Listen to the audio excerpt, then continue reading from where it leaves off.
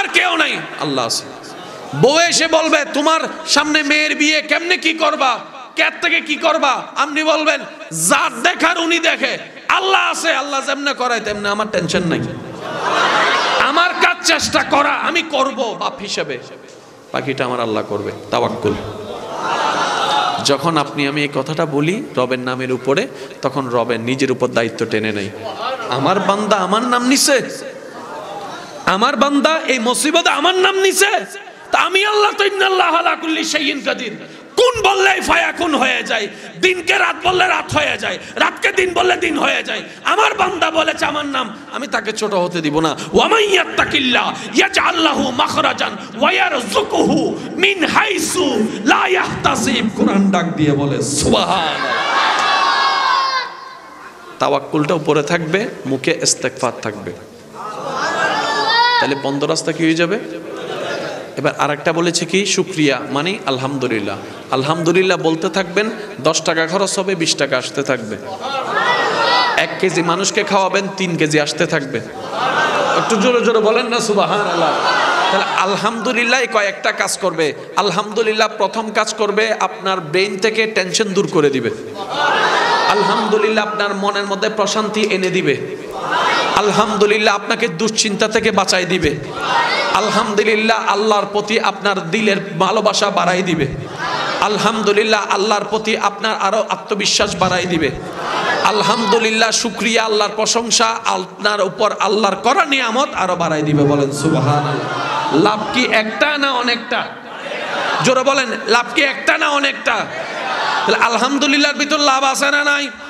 আস্তাগফিরুল্লাহর ভিতর লাভ আছে না নাই? কিন্তু নিতে জানি নাই, ব্যর্থতা আমাদের। দেনেওয়ালা দিয়ে রেখেছেন, আমরা নিতে জানি নাই, নেওয়ার জন্য আগ্রহ করি নাই। আপনি সব বাদ দেন না, খিদা লাগলে কি খাবার খায়, খাবার দিচ্ছেন কে? খাবার শুরুতে কয়জনে বিসমিল্লাহ বলতে মনে থাকে? খাবার শেষে কয়জনে আলহামদুলিল্লাহ বলে শুকরিয়া আদায় করতে মনে থাকে? আমরাই নিজের পায়ে নিজে।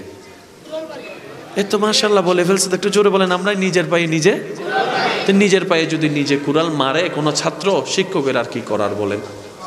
যে ছাত্র, যে ছেলে নিজের পায়ে নিজে কুড়াল মারবে, মা বাবাও আর তাকে কি করবে বলেন?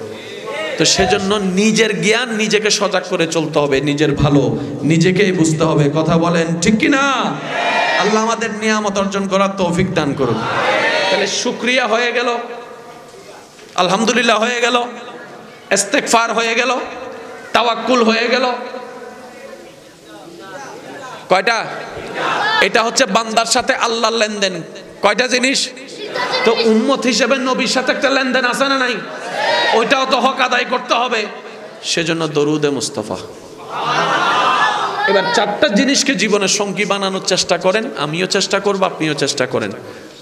এই 4টা করার পরে আপনি করতে থাকুন, দেখবেন বলা মুসিবত বেড়ে যাচ্ছে। করতে থাকুন, কষ্ট বেড়ে যাবে।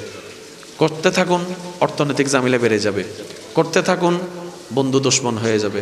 করতে থাকুন, যেখানে কেউ পড়ে নাই আপনি সেখানে চিতই পড়ে যাবেন। রহমত কার? আপনার আমাকে দেখা, আমার আপনাকে দেখা, এটা কিন্তু চোখ দিয়ে হয় না। চোখ থাকলেই সবাই দেখে না, আলোর দরকার হয়।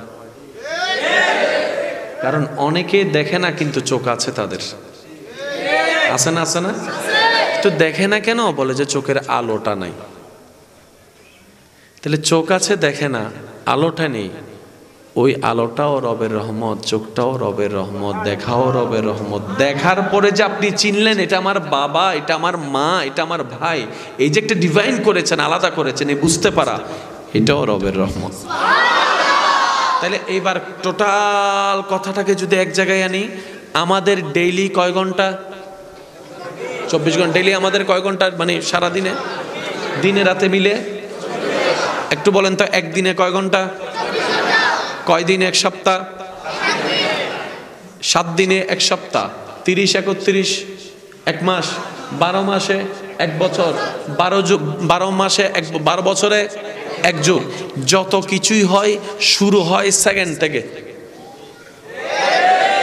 সেকেন্ড থেকে মিনিটে যায়, মিনিট থেকে ঘন্টায় যায়, ঘন্টায় থেকে 24 ঘন্টা হয়ে একদিন হয়, এইরকম 7টা দিন হয়ে একটা সপ্তাহ হয়, এরকম দিনের পর দিন হয়ে মাসে দাঁড়ায়, মাসগুলা শেষ হয়ে বছরে দাঁড়ায়, বছরগুলা শেষ হয়ে যুগে দাঁড়ায়, যুগের মধ্যে দাঁড়ায়। শুরুটা কোন জায়গার থেকে? সেকেন্ড। শব্দটা খেয়াল করবেন, শুরুটা কোন জায়গার থেকে? শুরুটা কোন জায়গার থেকে? শুরুটা কোন জায়গার থেকে? এই দুনিয়া হয়তো কেউ যুগের হিসাব রাখে, কেউ বছরের হিসাব রাখে, কেউ মাসের হিসাব রাখে, কেউ সপ্তাহের হিসাব রাখে, কেউ বা দিনের হিসাব রাখে। সেকেন্ডের হিসাব পৃথিবীতে কেউ রাখে না, কেউ রাখে না। সেকেন্ডের হিসাব কেউ রাখে না। রব বলে যে আমি যুগেরটা রাখবো না, সেটাই তো অনেকে রাখে। আমি মাসেরটা দেখবো না, সেটা তো তোর অনেকে রাখে। আমি তো সেটা রাখবো যেটা কেউ রাখে না। মৌলা কোনটা রাখবা? বলে যে আমি প্রত্যেকটা সেকেন্ডের খবর রাখবো, কারণ আমার রহমত থাকলেই তুই চিন্তা থাকবি, আমার রহমত না থাকলেই তুই তো মৃত্যু হয়ে যাবে। আমার রহমত থাকলেই তোর খাবার হবে, না হয় তোর খাবারটা হবে না। আমার রহমতের নজর থাকলে খাবারটা হজম হবে, না হয় জীবনে হজম হবে না। সুতরাং সেকেন্ডের দায়িত্ব আমি রবেই নিয়ে নিলাম। এবার বলেন, রব আমাদের কোন দিকে নজর দেয়? জোরে বলেন না, কোন দিকে? কোন দিকে? এই শব্দটা একটু বুঝার মতো বিষয় বলে আমি মনে করছি। রব আমাদের কোন দিকে নজর দিচ্ছে? সেকেন্ডের সেকেন্ডের খেয়াল রাখছেন কে? সেকেন্ডে সেকেন্ডে দয়া করছেন কে? সেকেন্ডে সেকেন্ডে রহমত করছেন কে? সেকেন্ডে সেকেন্ডে যা দরকার কল্যাণকর তা দিচ্ছেন কে? তাহলে সেকেন্ডের দিচ্ছেন কে? সেকেন্ডে সেকেন্ডে দিচ্ছেন কে? এবার সেই আল্লাহ বলছেন মিসকাল যাররা, আমি দুনিয়াতে তোমাকে সেকেন্ডের সেকেন্ডের খেয়াল রাখছি, হাসরের ময়দানে এসে সেকেন্ডের সেকেন্ডের হিসাব আমাকে বুঝাই দিবা। মিল আসেনি? মিল আসেনি? আমি সেকেন্ডের সেকেন্ডের হিসাব দিছি, দয়া করছি, এবার সেকেন্ডের সেকেন্ডের হিসাব আমাকে হাসরের ময়দানে তুমি বুঝাই দাও। এমন কি আমরা কেউ আছি যে সেকেন্ডের সেকেন্ডের হিসাব আল্লাহকে পরিপূর্ণভাবে বুঝাই দিয়ে সন্তুষ্টি অর্জন করে জান্নাত যেতে পারবো?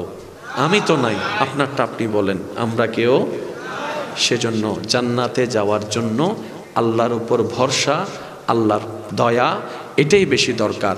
আর হাসরের ময়দানে আল্লাহর দয়াটা যতভাবেই প্রকাশ পাবে, তন্মধ্যে একটা ভাব হচ্ছে নবী রাহমাতুল্লিল আলামিনের সুপারিশের মাধ্যমে। বলেন সুবহানাল্লাহ। নবীর সুপারিশও আল্লাহর দয়ার অংশ। সুবহানাল্লাহ না হত? আরেকটু জোরে বলেন না সুবহানাল্লাহ। আমাদের নবী যে আমরা গুনাহগারদের পক্ষে রবের দরবারে সিজদায় পড়ে কান্না করবেন আমাদেরকে জাহান্নাম থেকে জান্নাতে নেওয়ার জন্য, এটাও আল্লাহর হুকুম, এটাও আল্লাহর দয়া, জাহান্নামী থেকে আমাদের জান্নাতে যাওয়া। বলেন না সুবহানাল্লাহ।